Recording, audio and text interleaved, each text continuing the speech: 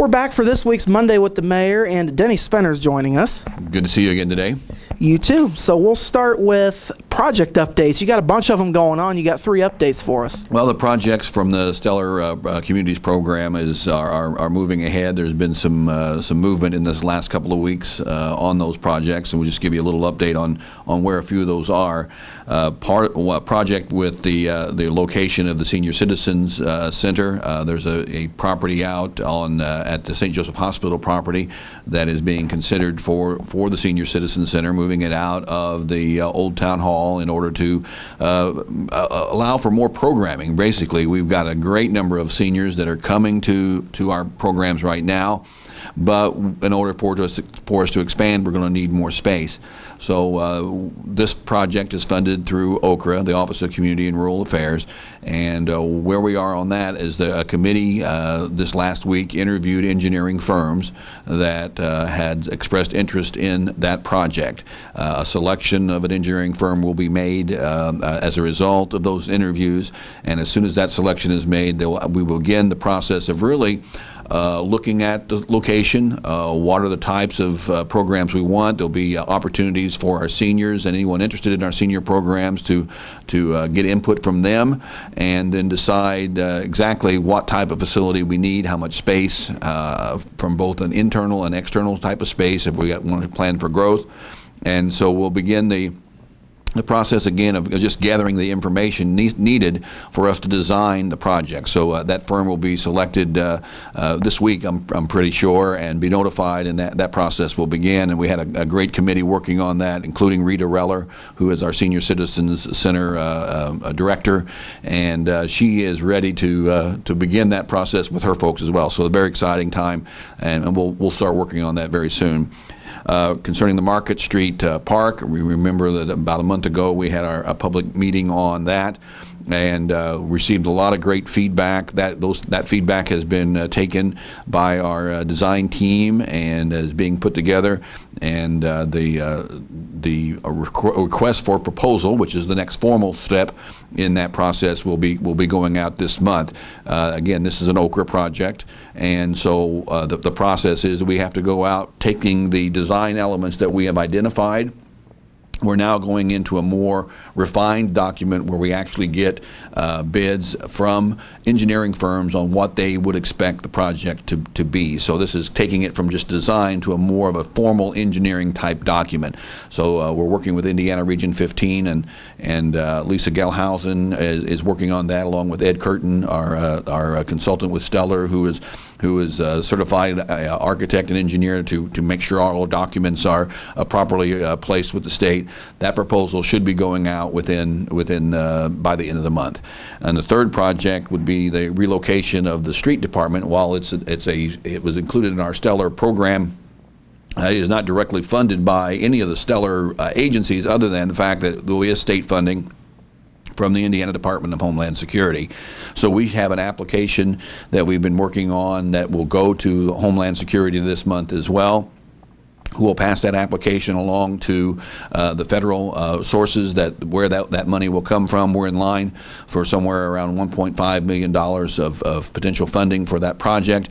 And not only is that the relocation of the street department out of the floodplain, but also a provision for a community safe room. We've been working with the county officials, with our county EMA on that, and believe we have a very good plan to get funding that would not only would solve the problem for our street department, but also provide a real location for emergency management in Du Bois County to operate out of, and provide a safe room that is not available to any of our communities right now. So that project is going to be, that application will be in by the end of the month as well, and we've been working on that very, very diligently as well. So those 3 projects are moving at this time, and we'll hope to have some solutions on all those by the end of the year.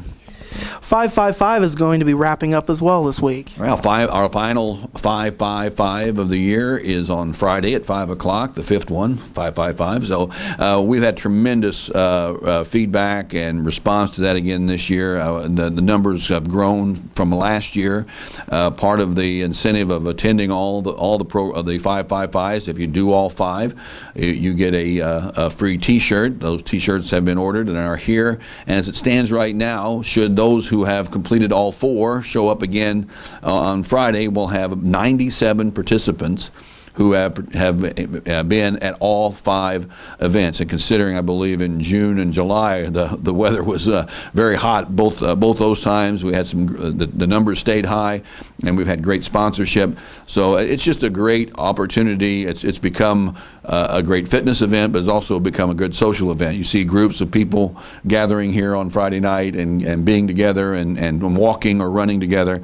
And it's just been a tremendous boost to the health concerns here in the city, but also just a great time for our community to gather and have another one of those events. So Friday, 5 o'clock here at City Hall. If you haven't done one before, this is your last chance for this year. But we just would like to see another great turnout and wrap up the year with a real strong event. Now, you may have to change the name to do this. What I would propose in my next question, is it possible that this event could expand with all the success it's had already? Well, we've discussed that. And we'd have to change the name, because if we expanded it, we'd go beyond 5. But 5 seems to be working very well. But we're looking at options again for next year. We want to sit down with all our sponsors after this year and review it and look at what would be the best approach. But there could be some small changes, but so far it's been working very well. And now for one of the greatest times of the year, your State of the City address. Well, the State of the City address will be scheduled for next Monday at 9 a.m. at Old Town Hall on Geiger Street. Traditionally, I have been doing the State of the City during July. We started that in the first year that I was in office in conjunction with the city's 175th celebration. I've continued to do it in July over the last 3 years. I had planned to do it in July a couple of weeks ago, but had some medical conditions that I had to take care of, and got that all cleared away, back in the office full time and feeling pretty well. So we just scheduled the time for the State of the City, again 9 o'clock at City Hall. Everyone is invited to come and hear those comments. This State of the City is something the state requires mayors to do, to report on things that are going on in the city, and I'm going to be very pleased to report on most of our departments and with a strong situation that we have in our community, and it's all due to the great hardworking folks that are part of our team here at City Hall and our city departments. It's been a good year. It's been a stellar year, I could say, and we will. I'll be glad to lay that out on next Monday morning.